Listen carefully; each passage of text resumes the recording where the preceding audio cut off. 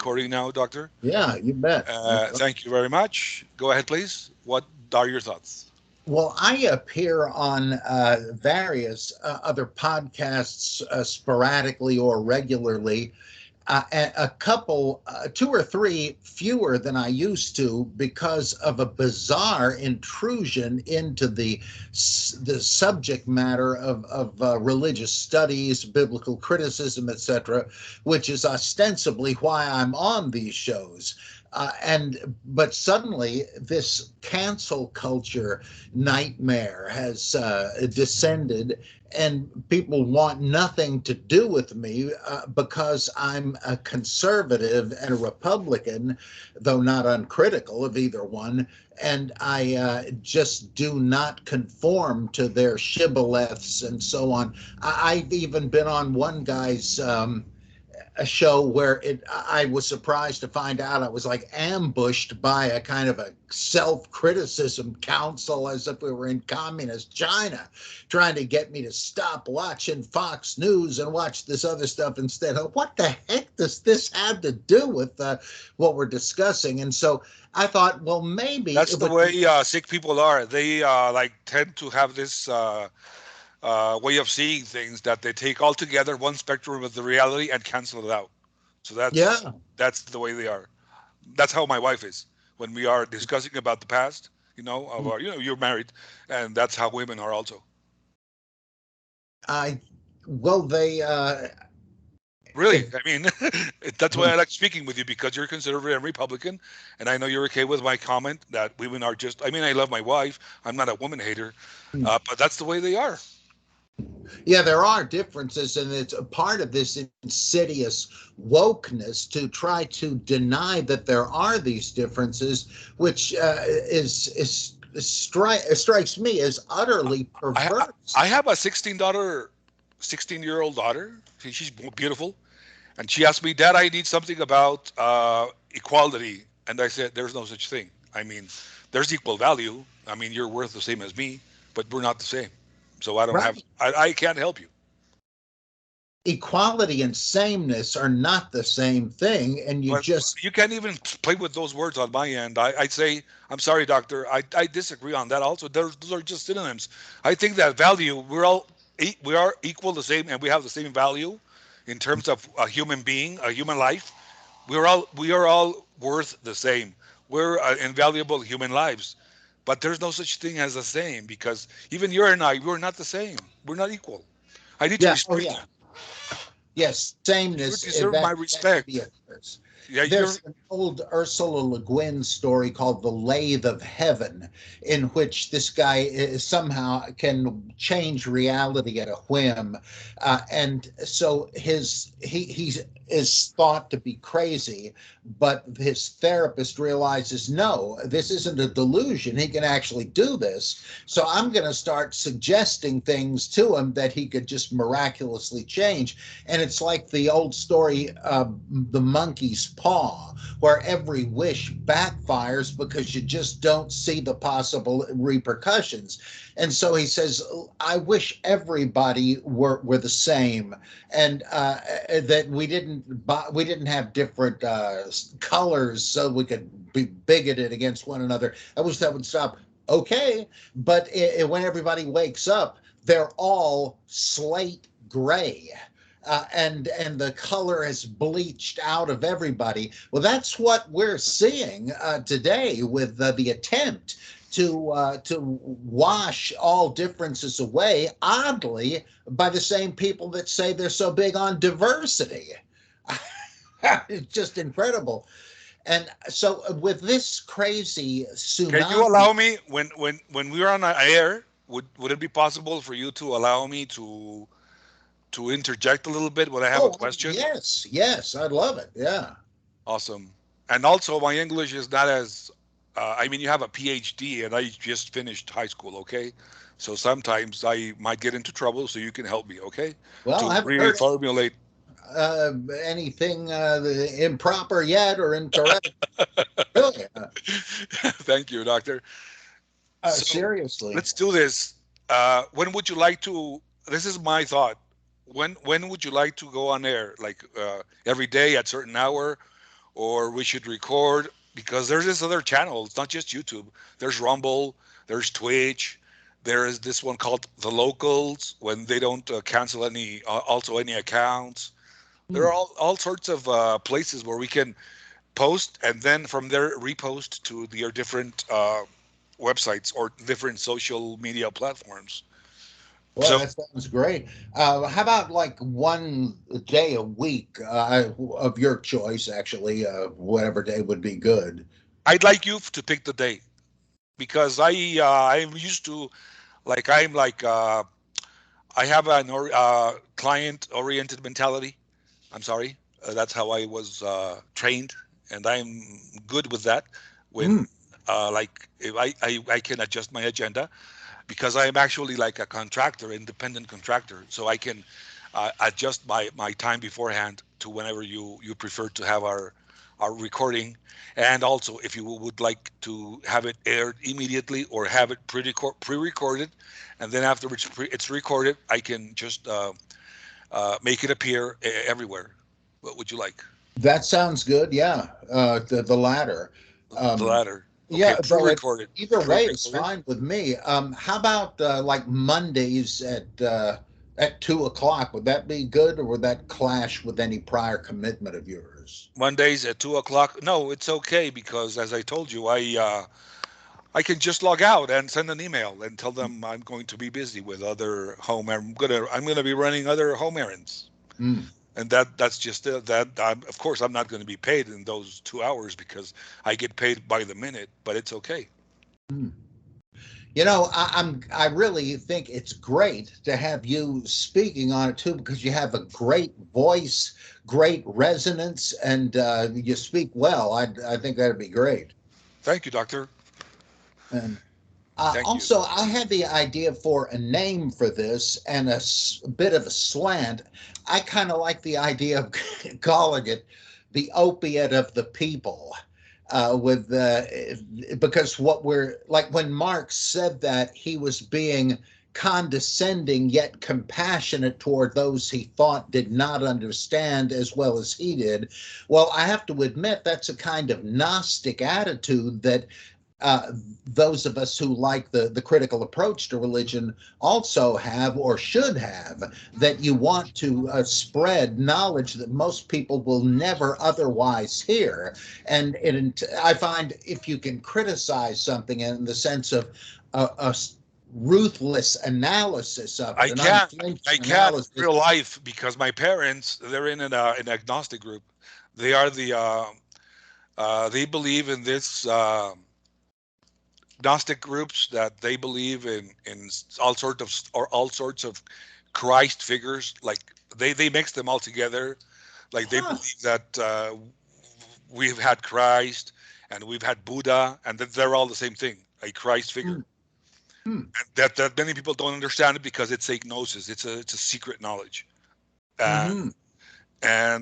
my dad and my mom, they like to dress in white, and they go on vacations to when it's the I think it's the solstice or equinox. I'm not sure, but they Hmm. like to go to the pyramids over here in where we have pyramids, Oh yeah. and they like to take like energy. Well, that for me, it's not that I don't believe or not believe, but on my research, I know that that is BS, because the people that made the pyramids, they actually made the pyramids in couples, in twins. One was to mark the beginning of the culture, I'm sorry, the harvest season, and one was to tell them when the sun was in a different point where Hmm. it was not time to harvest. Hmm. And in the middle was the exact middle, that's the equinox, equaling day and night. That's right.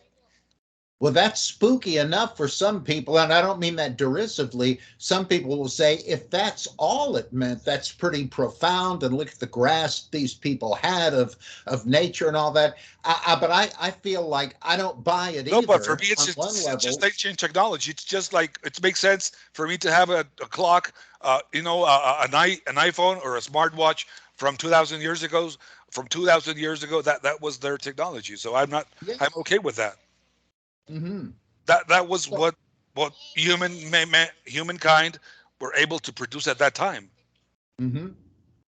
And I always remind my students, if I have any, don't think the ancients were stupid. No, Exactly. we're still catching up with them on some things. Read Plato. I mean, he's long, long ago. Nobody's as smart as him now, and never has been since. It seems to me, and so I have great respect for all the creations of the human spirit, but I don't accept all of them with their mythical and sometimes superstitious baggage. But even there, you have to be compassionate because it's fascinating too. There's something to learn from that, even if we have gone beyond it, and sometimes we're behind them. So I want to take a critical but appreciative stance toward religion, and I also want to treat wokeism as a religious cult. Because that it has every feature of a religion: It is. date setting, apocalypticism, disfellowshipping and shunning unbelievers, and all sorts of things. I've heard many people say it's a modern religion. Yes, it is, and so it needs to receive the kind of critical attention the other ones do. Before you start your elaboration, can I just say something? I Yeah. remember a stand up comedian. He said I'm a liberal, but whenever we get hit with an apocalyptic with a zombie apocalypse, I'll go become Republican. It's Yeah. because they don't accept foreigners, and also they like guns. So so that's the way I'm going to survive. Because here, if you're liberal, you just let everyone in. Come on, it Yeah. doesn't make sense. Yeah. Yeah. And you wind up reinforcing and abetting the very thing that's going to destroy you or your country or your culture or your values. And it's just amazing. And I call that political snake handling.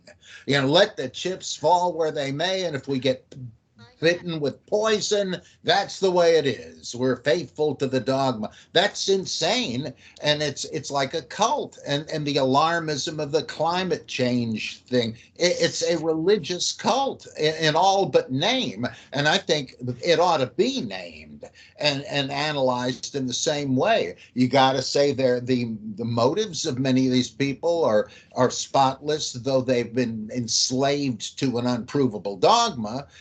But then there are other nasty folks who are exploiting people. Like when you have people like Kerry and Obama and others who say, oh, yeah, climate change, we got to cut back on everything, but they don't.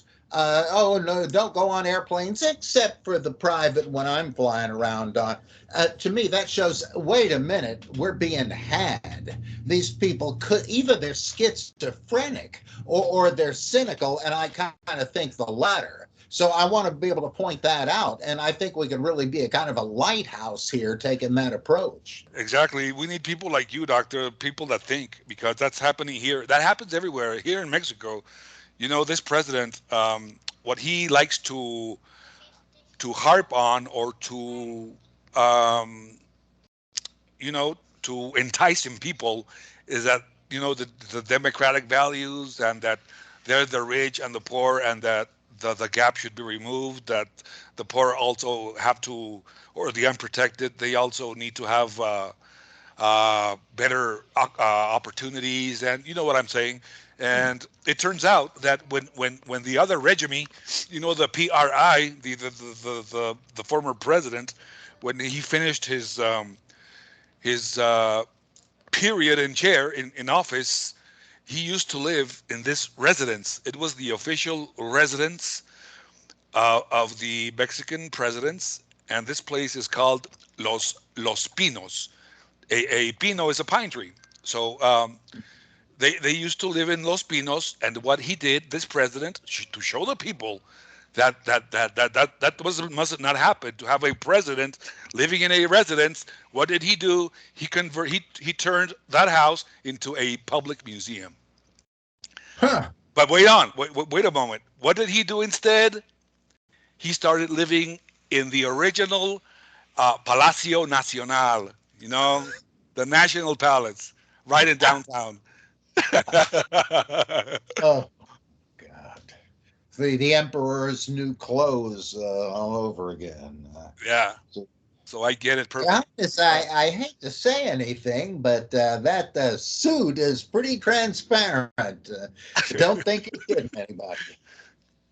Boy. That's right. And I also believe the internet, the algorithm, what happens is that it comports the way you want it to. Like if you're a Republican and you're finding something on the web that's going to suit your ideology, that's what it's going to feed you.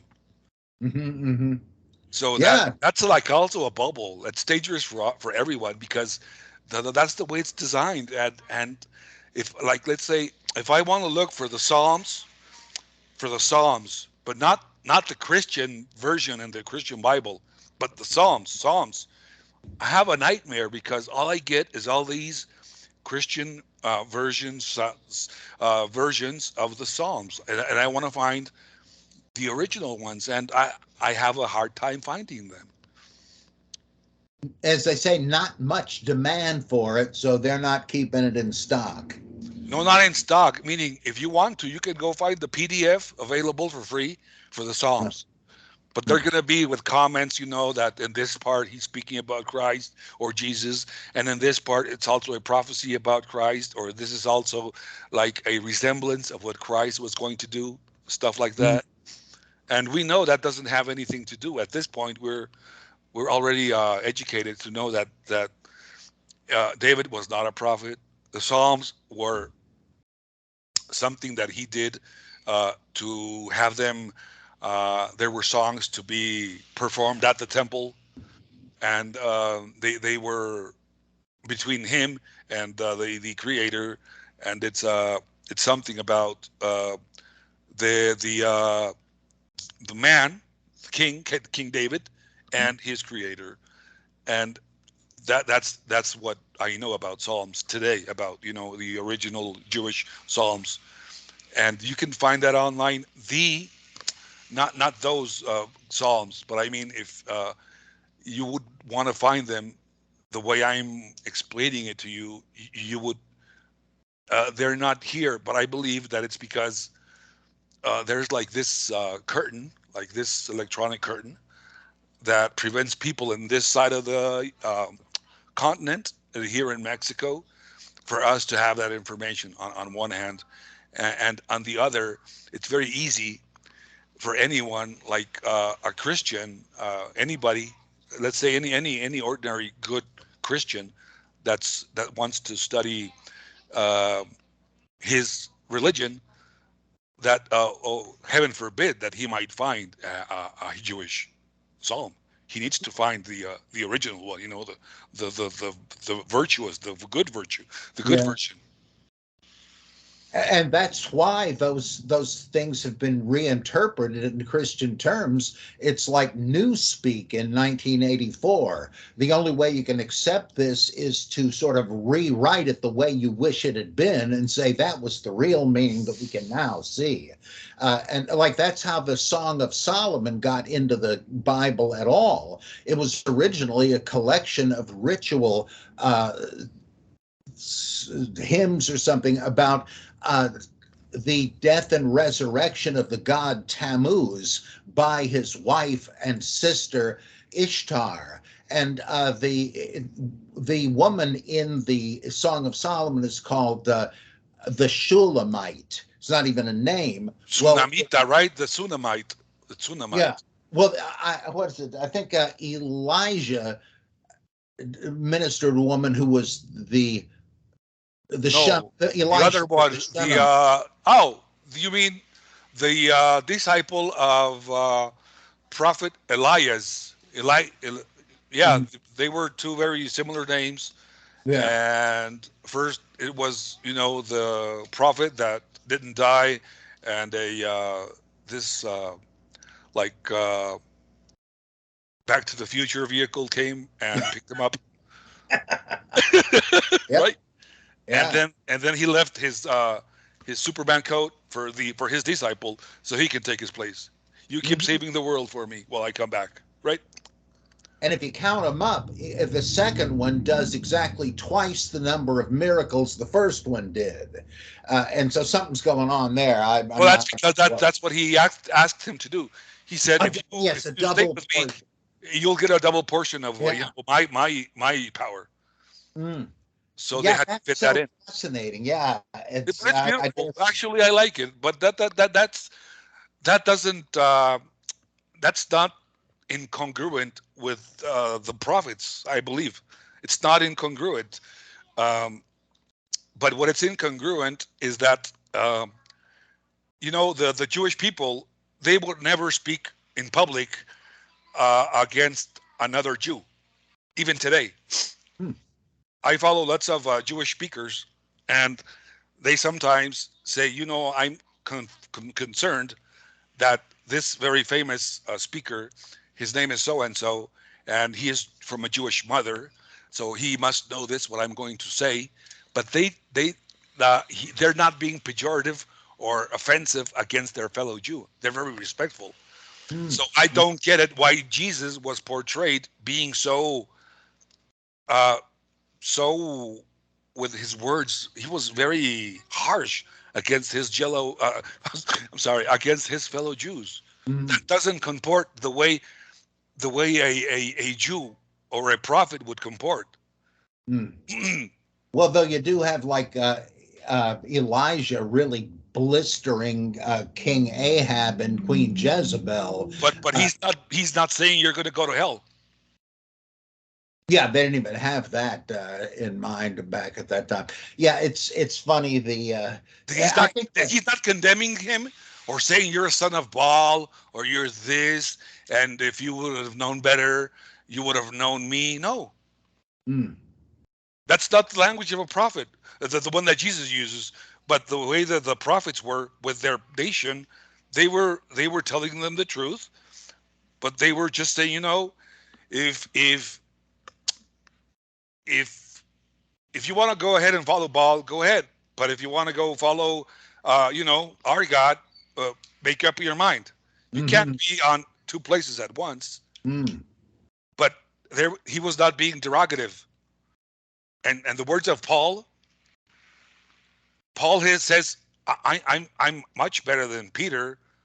I just called up on him, and that's very incongruent with the writings of the other prophets. You would never, that the Daniel and Isaiah and Jeremiah, they all knew each other. They would never like, man, they would never like say, I don't get the prophecy from Jeremiah because he said it was going to be only 70 years exile, and right now I'm here worried, praying to God because Jeremiah had it wrong. No.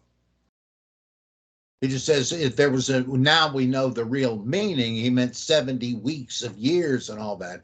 So that's a way of actually affirming it rather than saying, "Gee, this guy really missed the boat." It's a way of sort of redeeming it. So And I'm but not saying that either one that they don't have their, like, we can not believe in it, like that it literally happened, but it's not the same glossary, lexicon, vocabulary.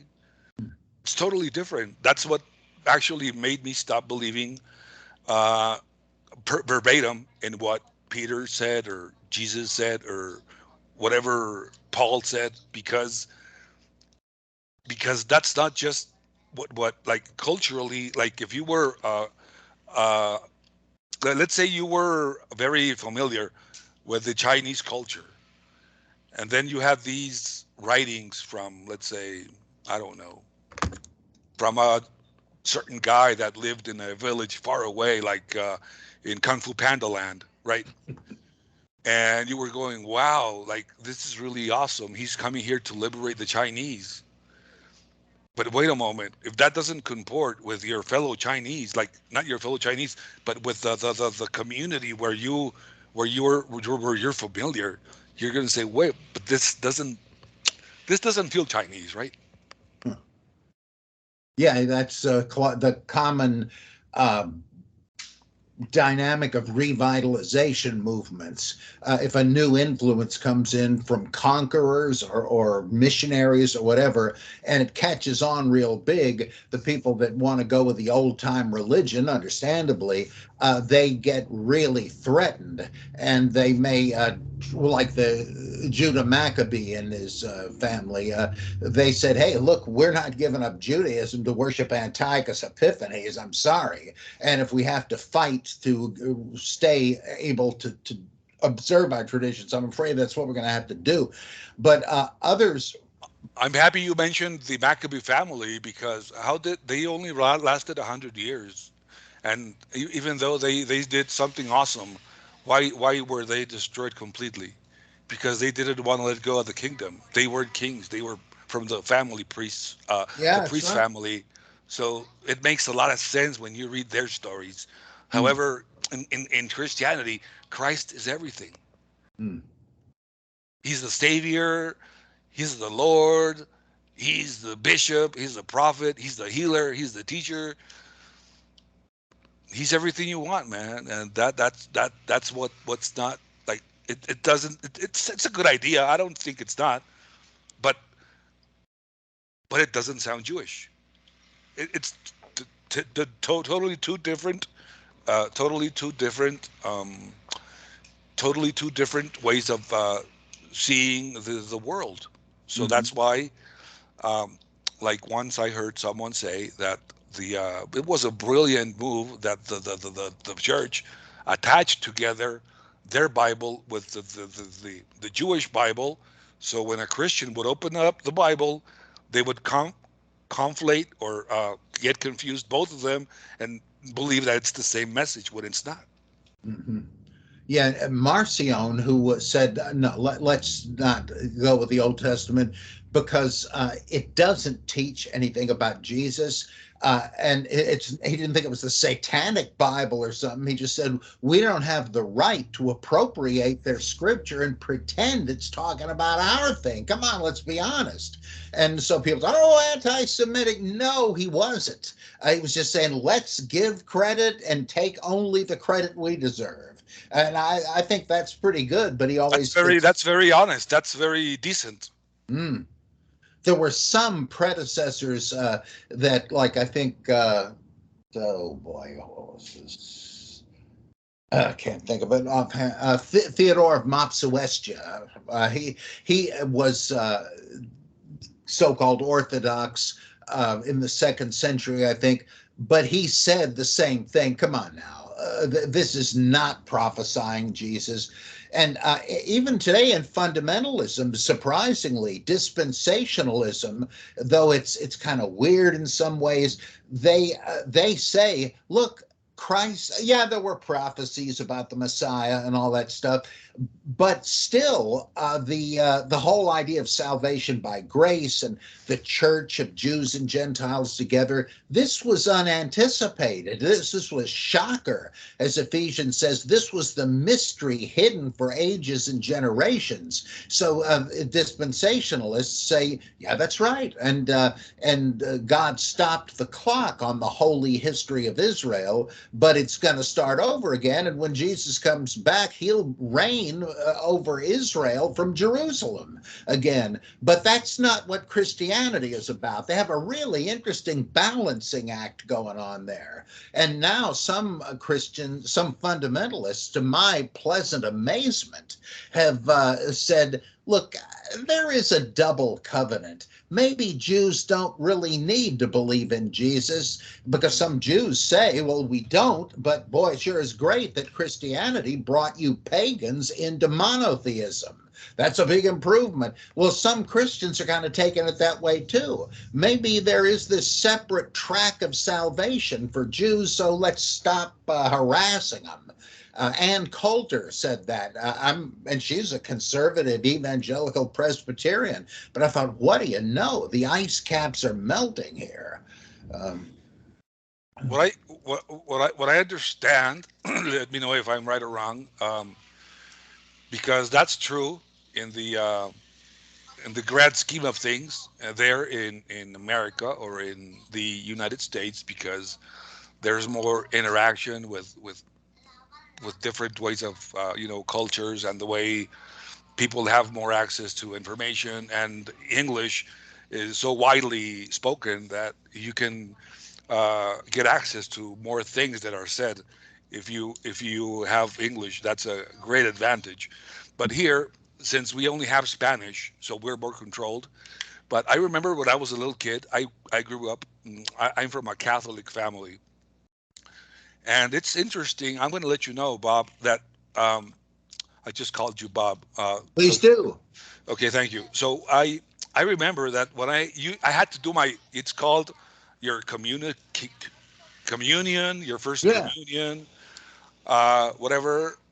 I really never believed in it. I just said, well, it's part of what, I don't know. My parents really, uh, I can't say anything about them because they're my parents. But parents are really also really, instead of using the word ignorant, I don't like it, but let's just say it. We are so um, we are so separate. Even though we're Catholics, we are so separate from what they really believe that we just go by what we have to do according to the church's tradition. Mhm. So, since nobody told me what the first communion was for, uh, basically what they do is they ask you to confess your sins to a priest. But I didn't feel comfortable, like saying like what am I going to say? I'm only like 12 or whatever. And uh, and what I do remember is that before you get your first communion, they give you a little like course. It's called a catechism. Yeah, right. Catechism. Yeah. Catholicism, I believe that's what it's called. And they don't speak anything about Christ or about anything. I remember they just speak about the church's tradition, Hmm. that there are three God, three, it's a Trinity, and that like really not related stuff like to get in an argument with other religions, because this is like something that it's what this church is, and this is what you need to know, Hmm. and that's what you're going to get into with this first communion, right? Hmm. Or at least that's the way how I understood it. But I really didn't understand it the way I know it is right now. The first communion I understand today is when you have your first approach with your first encounter with Jesus, because it's the first time you're going to eat the Hmm. The Eucharistic wafer. exactly the yeah, the little uh, like yeah, that thing, the wafer with a little bit of wine, because they literally they do give children wine. Hmm. I did remember having wine. That was my first time I had wine. Hmm. and and it's interesting because I never really felt um, nothing against it, but also it didn't seem to have to be any to do anything with my life. Like, why do I need to meet Jesus? Like, like, and really that was my thought when I was a boy, a young kid growing up, and and so in reality, I didn't know anything about what the Bible. That's my thought right now. What I'm trying to say is that nothing to do what the Bible says, what the the Gospels say in Spanish, the Evangelios. Yeah. That's why they call it the evangelists, Hmm. Evangelios, the Gospels. Nothing to do with anything. It's just what the tradition of the Catholic Church. Nothing to do with the New Testament or anything. So so I was very not aware also about what it says. So many people here, they don't really they're not really worried. They're not really worried. I mean, you can go like right here to my neighbor, and he sells these statues of the Holy Death. Okay, some people believe in death. Most, like for example, if they are doing something against the law, like if they are, like, let's say, I don't want to say this, but that's what they do it for. They believe that if they have the statue of the death and they put flowers there, that death is going to protect them against being killed when they go and fight against other criminal groups when they are fighting for whatever they fight. Are you with me, doctor? Yeah, Yeah. yeah. So, but if I go to that guy right now, my neighbor, he's a nice guy. If I go and ask him, "Do you believe in God?" The only one. He's, yeah, of course I do, man. What's the problem? Huh. I hear another theologian in the background. Yeah, that's Carlo. He's the one that's he's my producer. Yeah, I can tell he's an intelligent lad. Yeah, thank you. Yeah, he's really intelligent. He really knows something. He uses words that I never taught him. For example, I said either you want to use the TV for videos or the phone, not both, because you get tired of the TV and then you come to the phone and you want to relax on bed with the phone. So that's not good for you. And you know what he said? He said, "Dad, that's called a limitation." It reminds He's only 8. It's amazing. Yeah. Once I was with a friend and his son who couldn't have been, I guess he must have been the same age, really. And his dad and I were railing on about some philosophical thing. And I said, well, this viewpoint is what I hold, but I admit that the other view is cogent as well, and this and that and the other thing. Suddenly, from the back seat, this little kid says, Bob, you can't make everything true. What? That's awesome. Yeah. Caramba. Right. Caramba. Exactly. Caray, caray. That's why I tell him all the time, caramba, man. Who teaches you so much? It's amazing. Yeah, it's wonderful. Doctor, why don't we use this amazing conversation to have it as our first episode? Yeah. And I'm gonna go over it to listen to this, and I'm gonna just cut the pieces where we're just like not not making sense of each other. But I'm going to just publish it. I'm going to give you the link so you can have it and share it with everyone. Great. Oh, terrific. Yeah, like this part, I'm not going to show it on there, of course. But what I'd like Be to okay ask with you, me if you did. aguántame un segundo, por favor. So, can do you want me to do this right now with you, or did you have any specific thought in mind, Doctor, that we didn't address before we go? Actually, because it's so hard to get you, I don't want to just let you go just like that. For me, you as a person, and your knowledge is really something to have. It's really good to have. Oh, I appreciate that.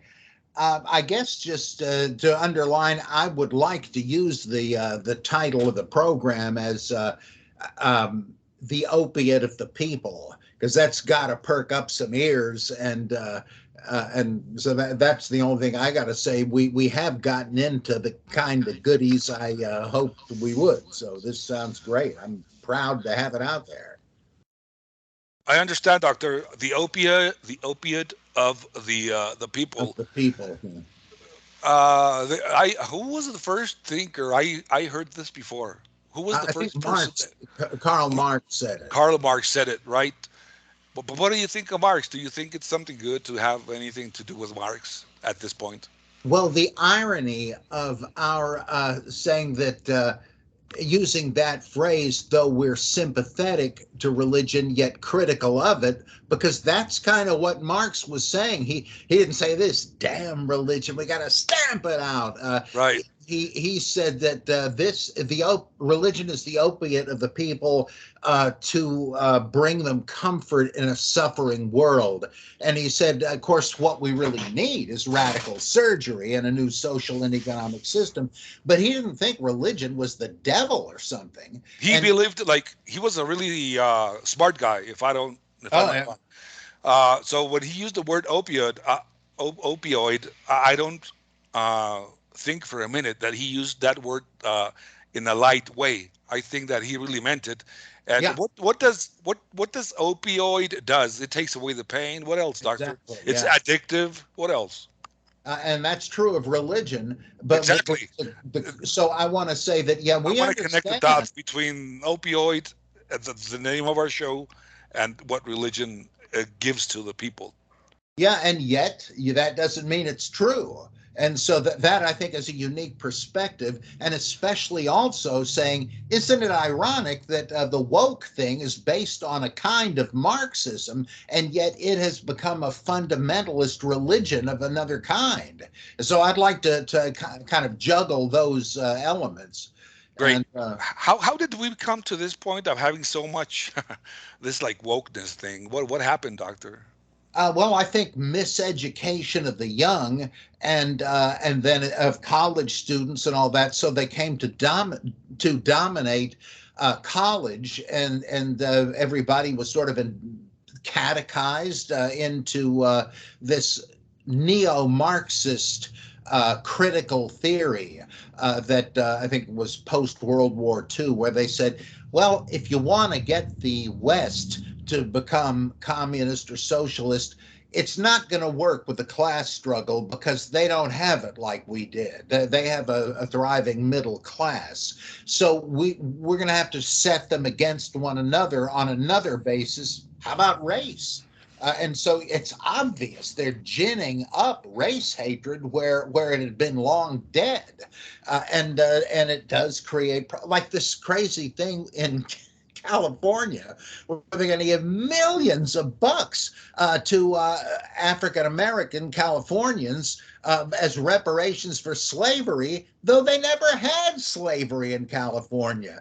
But even if they had, this clearly the point of this is to sow the seeds of anti-black racism. I mean, it's a great recruiting thing for the Ku Klux Klan, it seems to me. And what a mistake.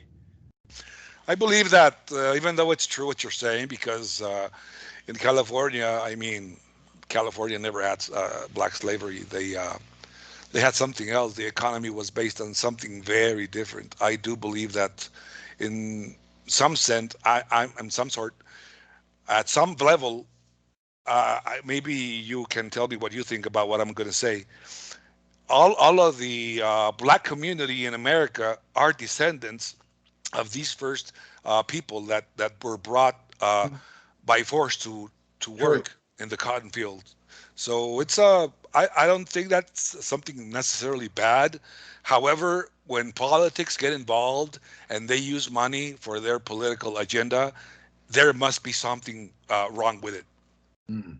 Especially since they don't have it, they're going to be paying these people millions in monopoly money. There's the inflation. They're already billions of dollars in the hole, and yet they're coming up with another excuse to print up some phony money and pretend they've done the people they're giving it to a favor. I don't think so. That ain't going to work very well. I think that's also why they don't want to give away the colonization ideology, because they do understand they need us. They need Mexico. They need Africa. We have lots of resources. Even Haiti. I just learned awesome in an awesome way that there's this very weird material that came from outer space. It's a meteorite that landed in Haiti, and then you can get a very special kind of material that's very, very expensive, and that's why Haiti is in so much trouble, because they like to have an unsettled country that makes it easy for other countries to come and of course they're not stealing because they have to pay for whatever they have to pay, but when the people are suffering from hunger and from persecution, they don't have the opportunity to give their word about what's going on in their country. Mm. And there's still colonialism of the same kind in China, because they have slave labor to produce all the fancy sneakers and all that, and they have kids doing dangerous But do you mining. think that's true? Have you been to China, doctor? No, never. I've been to Because I have England. a friend who just went to China some time ago, and he said that's not true. Like what? What are you talking about? It's not true. Get the child slave labor a That's bit. not true. No, that's not true. That's something that used to happen, of course, but China's not the same way as it was. I really wonder about that. I mean, they've shown. Because he this dude, man, he doesn't even speak Chinese or anything, but he's a genius. You know, he's Mexican and he's one of these guys that can fix anything. Hmm.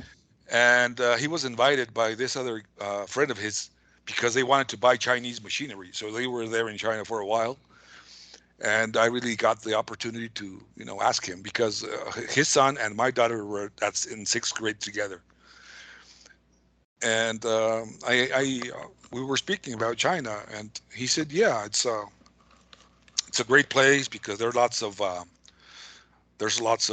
he said, not exactly his words, but he said there's so much wealth, but also there's so much security that you can't get away with stealing anything because they would just kill you because it's a death sentence. Hmm. Yeah, that's one way of maintaining order, but at what price?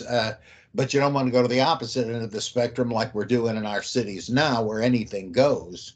Well, I believe that I mean I'm just saying this to you because that's what I know because I haven't been to China either, but I also believe that whatever country or land we live in, like that's the way it is, and like I can't justify what's happening here.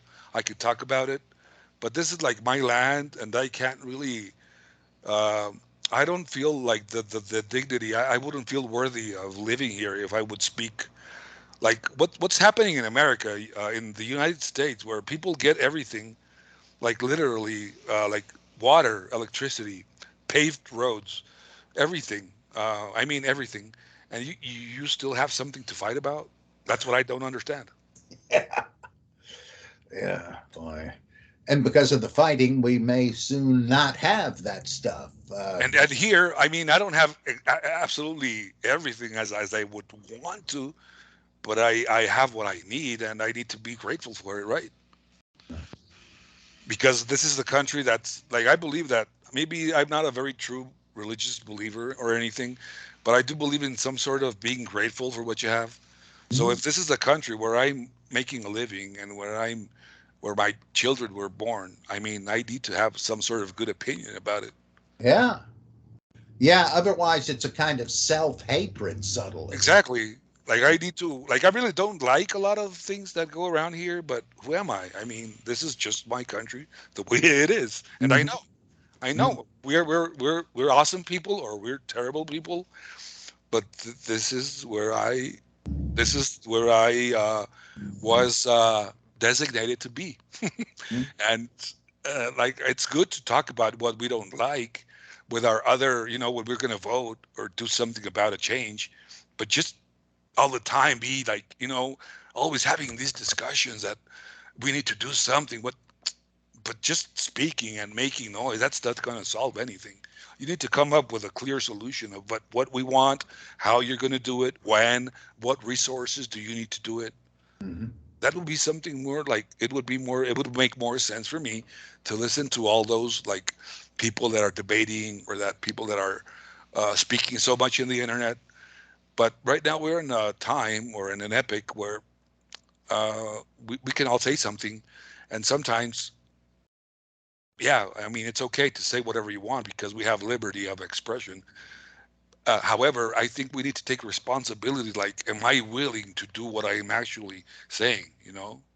Like we say in Mexico, you need to have the balls. Like you need to measure your words because it's going to come to a point where somehow we're going to be able to see you in a situation where you're going to be tested.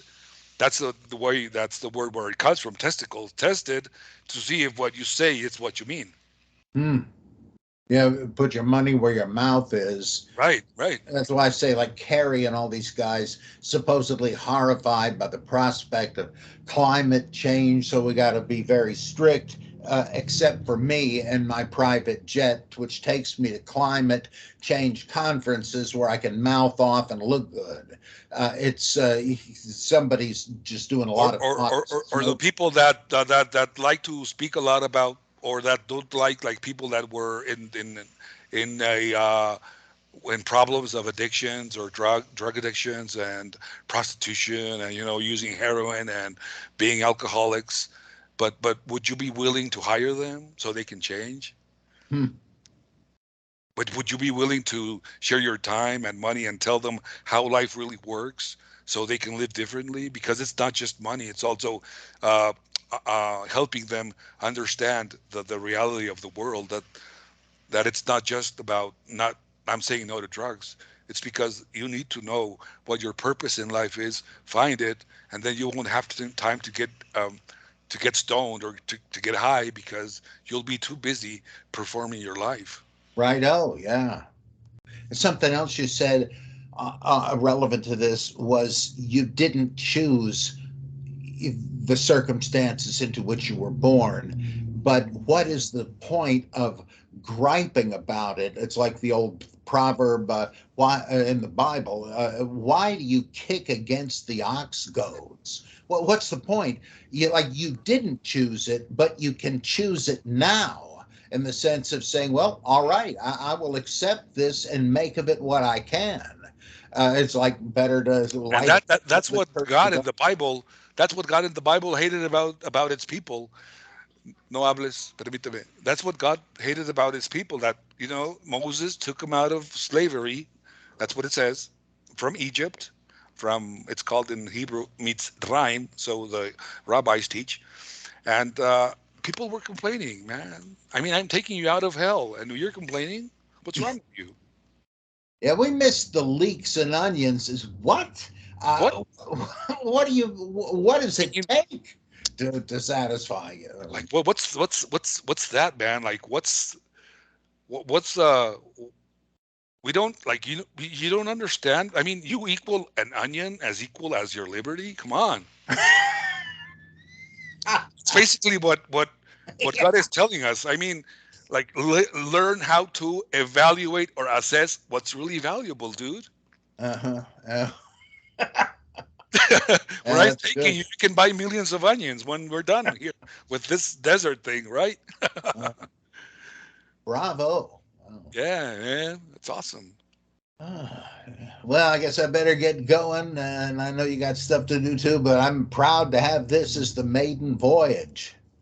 Thank you, Dr. Bob. I really can't express myself the way I would really like to, in terms of letting you know how I admire you, your work, your knowledge, and everything that I'm in the future. I'm absolutely sure I will learn from you. And thank you for putting up with Carlo also. He's Oh, just no here problem. being a nuisance. Oh no, not where I stand. But I'm very happy. And please, let's keep in touch. Mhm. Keep texting me whatever comes up, and we will be remotely working together on this new Yeah, adventure. great. Yeah, it took a while, but I'm glad we're doing it. Thank you, doctor. Dile al Okay. doctor. Goodbye, doctor. Bye, doctor. Con tu Ajá. manita. Adios. Adios, adios. Adiós, adiós. Thank you, doctor. See you in a while. Okay.